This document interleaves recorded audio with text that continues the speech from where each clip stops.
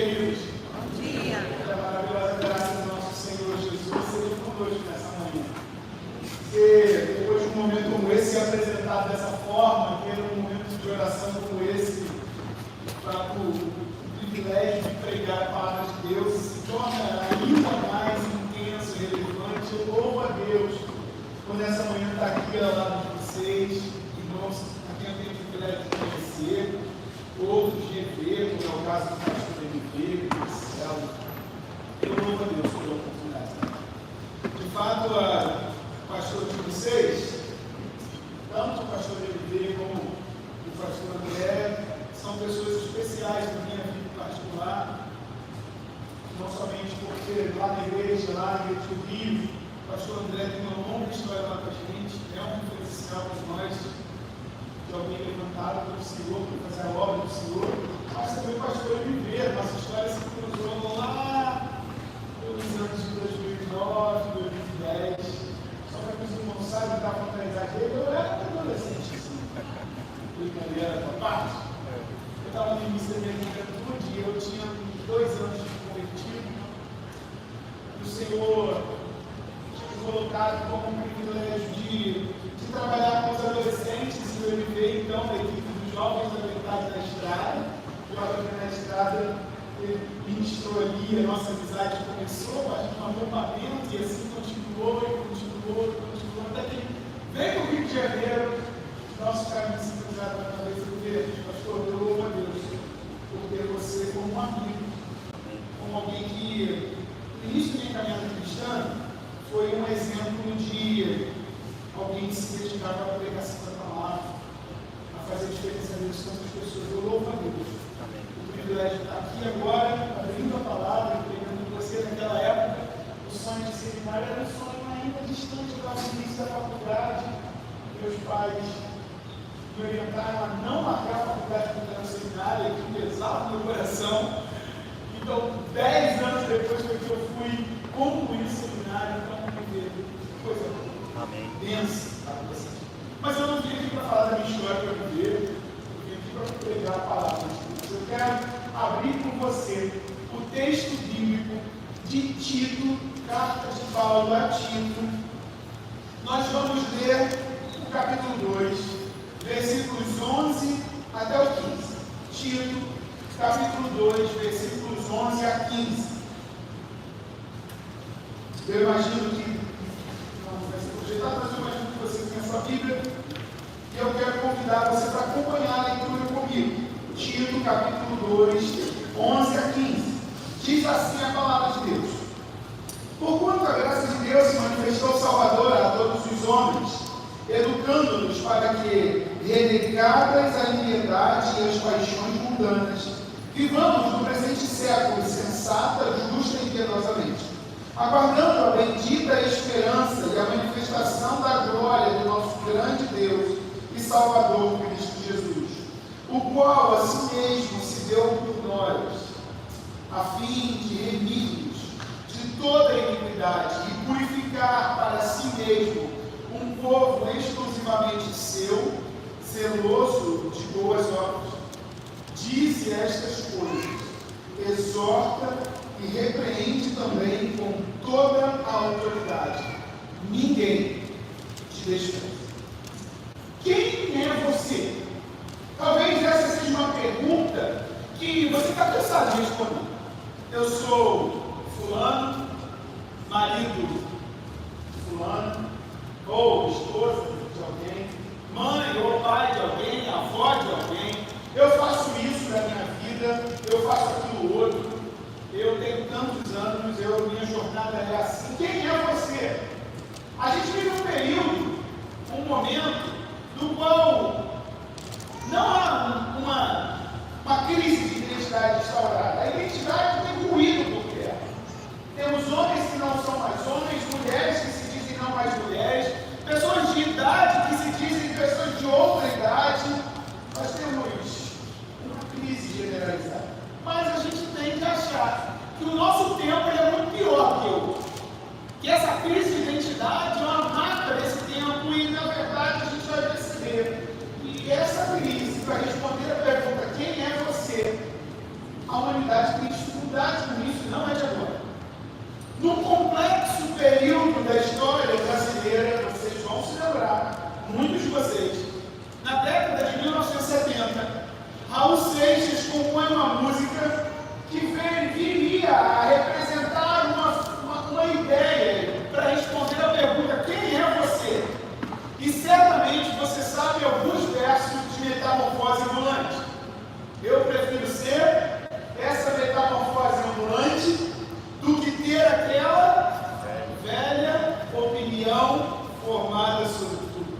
É claro que essa música de Raul Seixas reflete o ponto de vista dele acerca de identidade e dá um tom numa forma de se pensar não somente para a geração de 1970, que lutava muito em prol de amor e liberdade, mas de gerações, inclusive como a nossa atual. Ser uma constante mudança, impossível de se definir, é uma das formas que gente de todas as idades se descreve, até mesmo nos seus perfis de redes sociais. Eu não posso dizer quem eu sou agora, porque quem eu sou agora já não é mais quem eu serei daqui a pouco. Você certamente já viu pessoas falando disso, pensando assim. Mudar a todo instante, não ser possível de se identificar hoje ou amanhã, talvez seja uma forma de você se identificar. Mas, em 1988, Dorival Caymmi compõe também uma canção interpretada por Gal Costa, que vai na direção oposta de Metamorfose Ambulante. Eu nasci assim, eu cresci assim, eu sou mesmo assim, vou ser sempre assim. Gabriela, sempre Gabriela.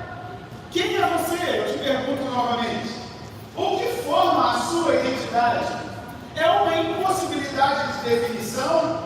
Ou você é o que você é e ponto final, nada vai te mudar? É claro que essas não são as únicas formas da tentativa da cultura definir quem nós somos.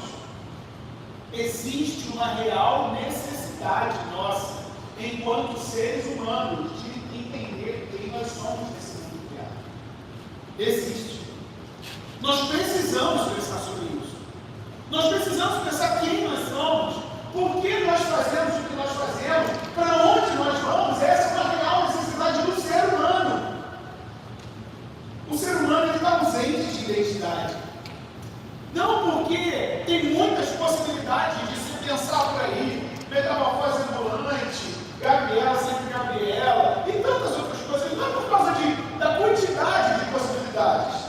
A Bíblia diz que o ser humano está ausente de identidade, porque aquilo que nos confere propósito, o relacionamento com Deus, foi nos tirado, foi suprimido das nossas vidas, a partir da rebeldia do homem contra Deus, que a Bíblia chama de pecado. Por causa da rebeldia do homem contra Deus, nós não sabemos mais quem nós somos. Então, quando nós olhamos para a cultura de hoje, mais do que nos causar espanto, escândalo, o que a gente tem que perceber é: isso é normal. Claro que isso é normal. É claro que tem gente que está dizendo que está se redefinindo a todo tempo. É claro que tem gente que está batendo o pé dizendo: eu sou assim e acabou. É claro. Porque se a gente não olhar para Deus como humanidade, o nosso senso de identidade acabou. Nós não temos isso. É completamente correto e necessário entender que a humanidade seguirá com crise de identidade, sem saber quem é, sem saber para onde vai, sem saber qual o seu propósito, se não se reconectar com o único que pode saciar toda a nossa procura, por saber quem nós somos, o Criador, o nosso. É igualmente necessário lembrar que nós não conseguimos acessar a Deus. Porque diz a Bíblia que a rebeldia do homem contra Deus, o pecado, ela cria um abismo entre o ser humano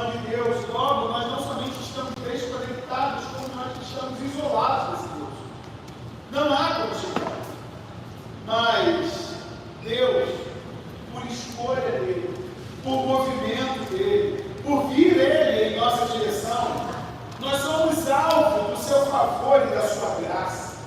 E nós só podemos pensar em termos de identidade, quem nós somos, individualmente e coletivamente. Nós só podemos pensar em uma identidade firmada, porque nós somos alvos de nosso favor, de seu favor e de sua graça. Nós podemos pensar numa identidade redefinida. É por isso que eu quero conversar e pensar com você hoje no tema Uma Graça Transformadora, baseada no texto de Paulo a Tito, capítulo 2, versículos de 11 a 15. Graça transformadora. Não existe outra razão pela qual eu e você podemos pensar em uma mudança de vida, em um entendimento de vida, em um entendimento de propósito, senão através da segura atuação da graça de Deus sobre nós.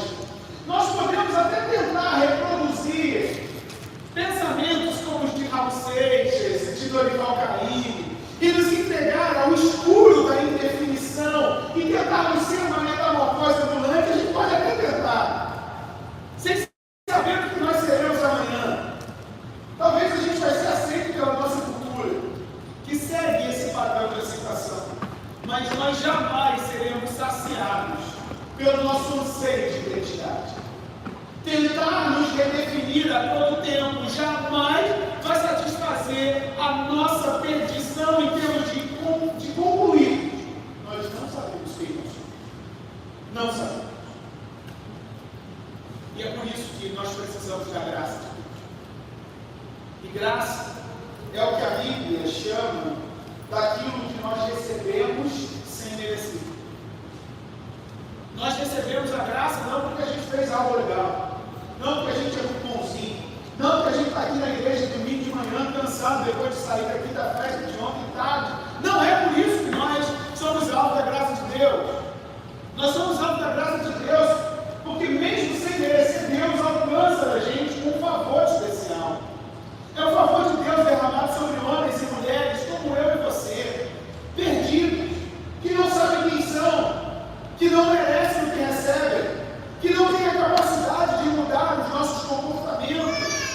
Mas mais do que comportamento, o nosso coração, aquilo que nos leva a agir conforme a gente age. Talvez você se pergunte, tá, mas se a gente precisa tanto dessa graça, se essa graça que define a nossa identidade, como essa graça atua em nós? E é isso que Paulo escreve aqui. Como Deus redefine a nossa perspectiva de identidade? Como essa graça, esse favor imerecido, recebemos algo que nós não merecemos, não fizemos o porquê de receber. Como que isso nos muda? E eu quero lembrar com você do texto que a gente leu. Tito, capítulo 2, versículo 11. Se você manter a sua Bíblia aberta, confere comigo, senão você pode abri-la novamente, porque nós vamos voltar nela durante a pregação. Diz assim o texto em 2:11. Porquanto a graça de Deus se manifestou o quê? Salvadora a todos os homens. Em primeiro lugar, a Bíblia nos ensina que a graça de Deus nos alcança, redefinindo a nossa identidade, porque ela atua nos salvando de uma condenação merecida. O que Paulo está em mente aqui, falando para ti?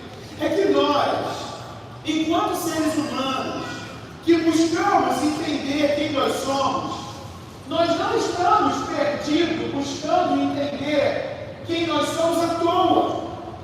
Existe um motivo que nos leva para não entender quem nós somos. Existe uma grande explicação. A explicação se dá pelo fato de que sobre nós recai uma condenação merecida. Nós, seres humanos, não podemos nos esquecer que sobre nós, por conta do pecado, da rebeldia do homem contra Deus, não recai sobre nós bons pensamentos acerca de Deus. Deus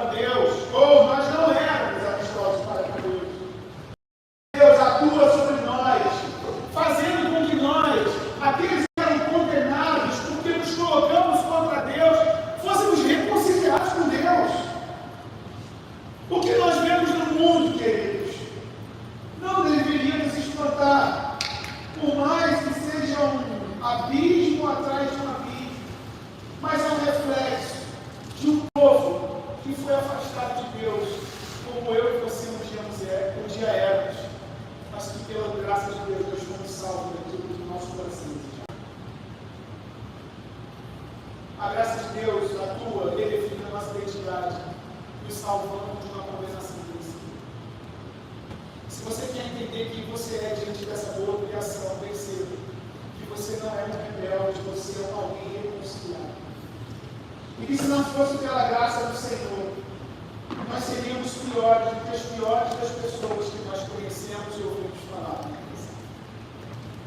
Isso nos leva a entender, como povo de Deus, que nós precisamos descer dos nossos palanques de exemplo de santidade, como se nós fôssemos muito bonzinhos por nós mesmos, pela nossa caminhada cristã, pelos nossos esforços, pelos nossos cargos, ou porque nós somos ordenados a um título, ou um cargo, ou a outro cargo. Não é por isso. Não é por isso. Nós somos mendigos que encontraram a fonte do mundo. Nós somos os rebeldes que encontraram a salvação diante daquele a quem nós humilhávamos e odiávamos. A graça de Deus, diz Paulo, se manifestou em primeiro lugar, dissipando as trevas, trazendo salvação a todos os homens. A graça de Deus não começa a nos transformar a partir dos nossos comportamentos. A graça de Deus não começa a se manifestar em nós a partir da nossa tomada de decisão. A graça de Deus não começa porque a gente ontem estava muito cansado meia-noite de ontem da festa, mas hoje quando a gente acordou e a gente decidiu vir na igreja. A graça de Deus não começa desse jeito. Ela começa com algo muito mais profundo. Ela penetra em quem nós somos por natureza, a partir da ação do pecado, e ela leva o nosso coração na direção desse Deus. O convite para nós é que nós entendamos essa graça e percebendo que não existe neutralidade no ser humano. Ou nós estamos diante desse Deus pela ação de sua graça e nós somos reconciliados com Ele, ou nós estamos em rebeldia, trevas e somente trevas é o que nos resta. E essa graça se manifestou plenamente a fim de dissipar essa treva, a fim de dissipar essa rebeldia e trazer salvação para aquele que está condenado. Portanto, Gabriela, eu serei assim para sempre assim. Olhe para a graça do Senhor. Você não é refém daquilo que você um dia já foi, Gabriela. Olhe para a graça do Senhor. E você, metamorfose ambulante, olhe para a graça do Senhor. Aqueles alcançados pela graça têm suas trevas dissipadas. Não há nada que possa mudar quem nós somos diante do Senhor, uma vez que somos salvos da graça imerecida do favor de Deus, o nosso Criador. Aqui nós percebemos que o lugar onde a graça salvadora atua não é nos palanques, mas é entre os desprezados, entre os condenados. A gente precisa se lembrar quem nós éramos para perceber a boa graça de Deus sobre nós. Nós não somos daqueles que prezam, ou não deveríamos ser, daqueles que prezam por honra própria, mas a gente precisa se lembrar quem nós éramos e onde nós estávamos antes da graça nos alcançar. A graça, diz Paulo, é acessível a todos. A graça não passa por cima daqueles que são jovens demais ou por baixo daqueles que são idosos demais. A graça não exclui mulheres porque elas são mulheres, ou ela não exclui escravos porque eles são escravos, mas ela também não exclui ricos porque eles são ricos demais. A graça não exclui porque o Senhor escolhe e separa para si quem Ele quer. Manifestou-se a todos, sem consideração de idade, de sexo, de posição social. Por isso, se você está distante daquilo que a Bíblia diz que o ser humano deve ser, essa graça para você. Você não está distante demais. Você não é pecador demais. Você não é um rebelde demais a ponto dessa graça não conseguir existe graça com você, pelo contrário, é para você. Pai, mãe, não desista do seu filho, ele não está longe demais, não. É exatamente nesse perfil que a graça atua. Lembre-se, quando você foi alcançado, jovem, na sua faculdade, aqueles rapazes e meninas que estão perdidos, eles não estão distantes de nós, não. Pelo contrário, eles estão em terreno fértil para que a graça do Senhor atue de forma como somente ela pode atuar, transformando alguém de um condenado merecido para um reconciliado na parte de Deus. Igreja do Senhor, nós somos chamados a proclamar essa verdade, a ir em meio aos desprezados, a ir em meio àqueles que desprezam o Senhor. Por quê? Porque é justamente essa graça que Deus alcançou, que alcançará aqueles que são. Ninguém pode parar a igreja do Senhor. Por quê? Porque nós somos eloquentes demais? Porque nós somos legais demais? Não. Porque nós somos alcançados por uma graça que é derramada a todos sem justiça. Quem é do Senhor será alcançado por essa graça. Só Deus pode transformar alguém que está condenado. E Ele faz isso através dessa graça que nos salva, quando nós merecemos a salvação. Você não é refém do Senhor. Você não é refém das suas escolhas más. Você não é refém daquilo que você continua a escolher, a fazer, que você sabe que está em rebeldia contra Deus. Você não é refém disso. Olha para a graça do Senhor. Essa graça é o que nos salva. Essa graça, ela atua sobre gente como nós. Mas nós estamos somente no primeiro versículo.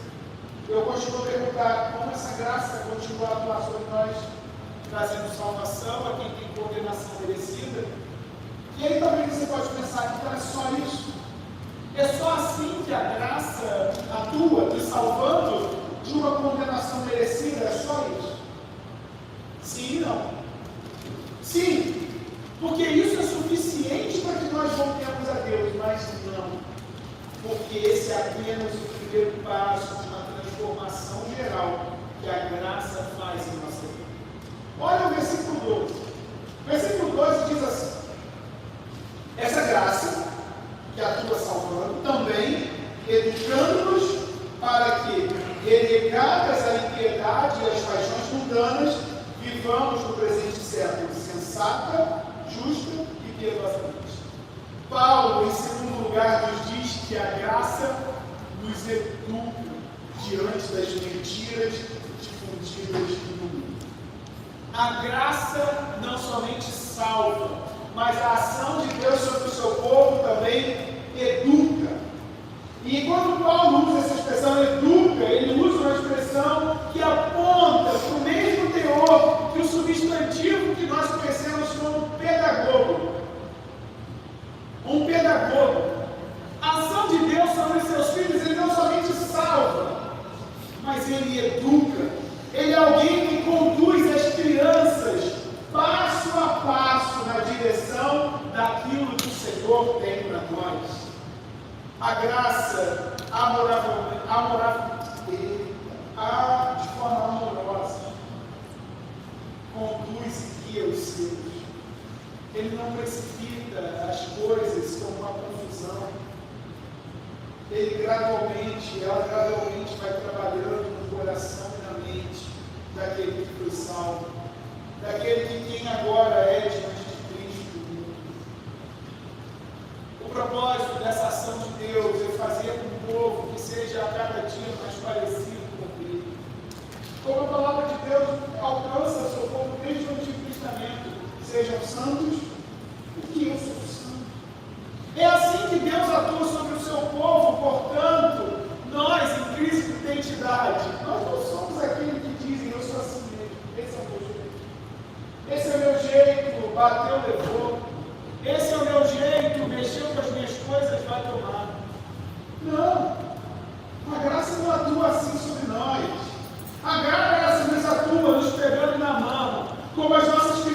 saíram daqui, e nós temos plena convicção de que elas saíram daqui para ouvir a palavra de Deus sendo pregada na linguagem dela. É assim que o Espírito Santo faz na minha vida e na sua. Portanto, aprenda diariamente como ser um homem melhor.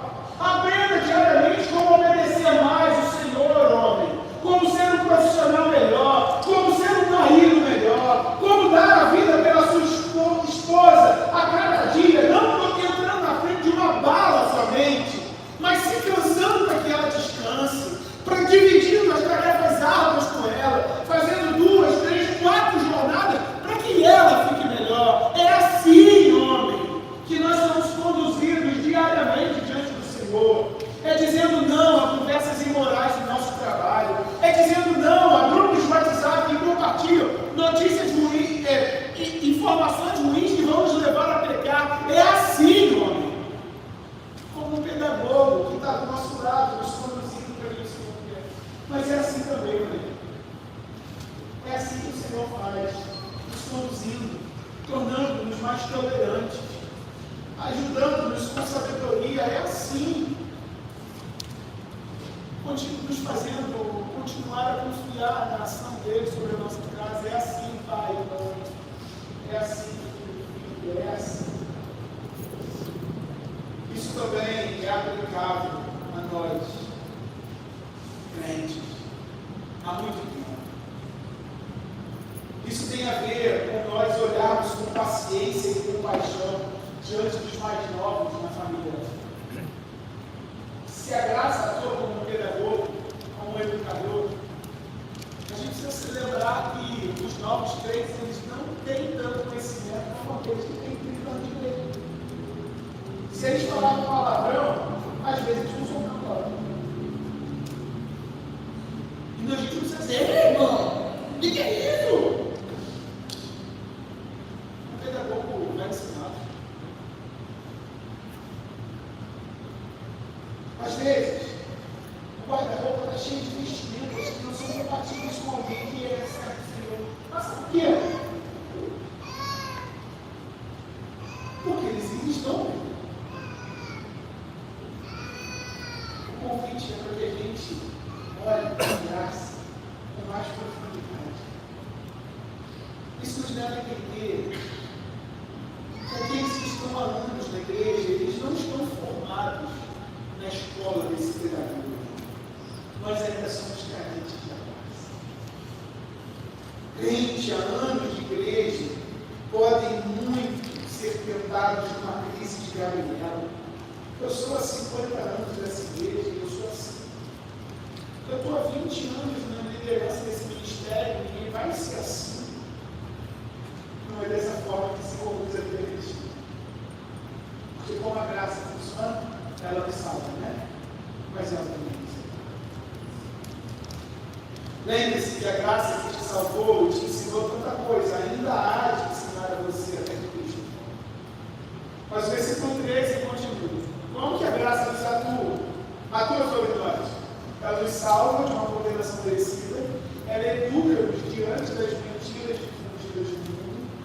Mas o versículo 13 fala assim: aguardando a bendita esperança e a manifestação da glória do nosso grande Deus e Salvador Cristo. Paulo também nos mostra que a graça de Deus é responsável por trazer esperança em meio ao desamparo. Abra os jornais, acesse os sites de notícias, liguem as televisões, andem nas ruas. O que vocês veem? Motivos para desespero ou motivos para acreditar em um mundo melhor? Se andarmos com os olhos fixos naquilo que nós temos aqui, as desilusões são certas. Lembrem-se do século passado, desenvolvimento tecnológico, descobertas grandiosas nas ciências, menos mortes por doenças que eram avassaladoras, mas então duas grandes guerras de ordem mundial. Outras tantas que ceifaram a vida de milhões e milhões de pessoas pelo mundo. Crises raciais a serem combatidas ao redor do mundo. Opressão de países grandes às suas colônias ter esperança na ciência que nos oferece vacina, mas também nos oferece bomba atômica. Há motivos de ter esperança na política, que nos oferece mais dignidade, com crescimento, mas que também oprime os mais fracos. Olhar e ter as nossas vidas pautadas por aquilo que está aqui, como se numa força mágica o ser humano deixasse de ser quem ele é, não vai trazer nada de bom.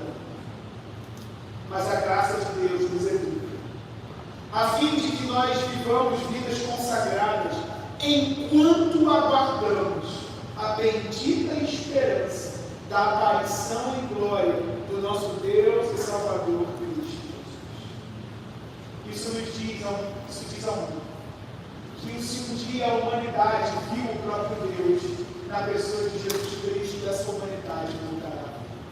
E a Bíblia diz no livro de Apocalipse, no capítulo 1, versículos 5 a 7, o seguinte, acerca desse Jesus que voltará, aquele que nos ama e que pelo seu sangue nos libertou dos pecados e nos constituiu reino, sacerdotes para o seu Deus e Pai. A Ele a glória e o domínio pelos séculos dos séculos. Amém. Eis que Ele vem com as nuvens e todo olho o verá, até quantos os transpassaram, e todas as tribos da terra se lamentarão sobre Ele. O ponto real da passagem, em conexão com tudo que precedeu, é que a jubilosa expectativa que nós temos do aparecimento de Jesus Cristo é nutrido por nós pela graça do Senhor Jesus, que em meio ao desamparo leva os nossos olhares a entender que um dia o sofrimento terá fim. As nossas lágrimas serão enxugadas, as primeiras coisas se passarão e eis que tudo se fará novo. A segunda vinda de Cristo será tão gloriosa que nós, crentes, não podemos pensar em ver. Mas diz o texto de Colossenses, capítulo 3 e 4, que os crentes desejam, ou devem desejar, se manifestar com Ele. Por quê? Porque a bendita expectativa que temos de virtude é trazida e nutrida em nós pela graça.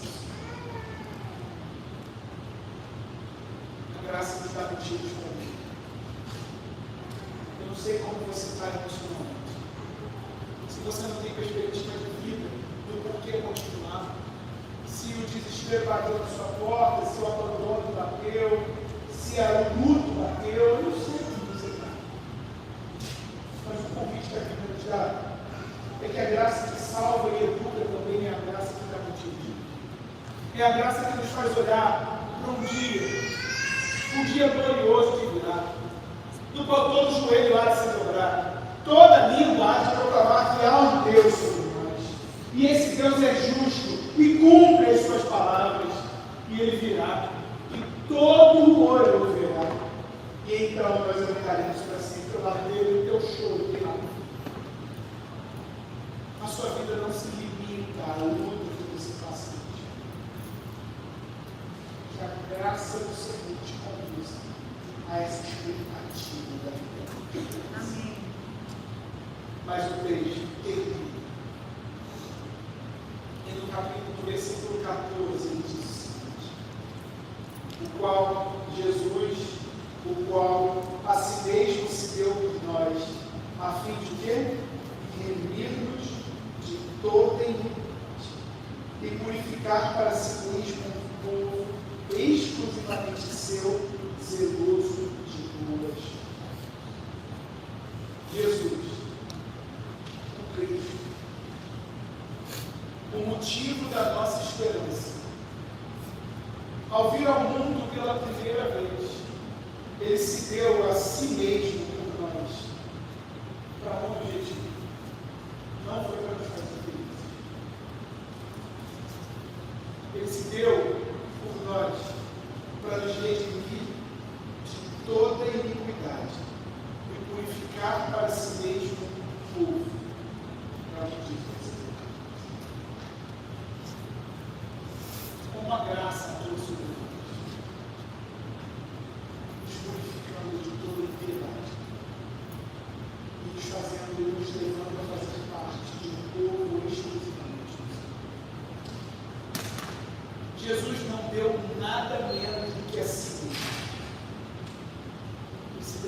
completamente em nosso interesse, em nosso lugar, sem que ganhasse nada. Cristo entregou-se com um duplo propósito, para nos resgatar do poder maligno. E o preço foi o seu precioso sangue, como diz 1 Pedro. Mas ele também se entregou por nós para que nós fôssemos feitos. A razão pela qual eu e você estamos aqui não é porque nós somos justos demais ou não demais. É porque um dia Jesus Cristo, que a Bíblia nos diz que é o próprio Filho de Deus, perfeito, sem pecado, se fez humilhado, se fez maldição, para que gente como eu e você, pecadores, desobedientes, rebeldes, inconsistentes, com crise de identidade, pudéssemos ser redimidos daquilo que nós somos, e não somente isso, levados para sermos o seu povo. O convite é para que nós olhemos para a graça de Deus. E eu gostaria de perguntar: quem você é? Quem você é?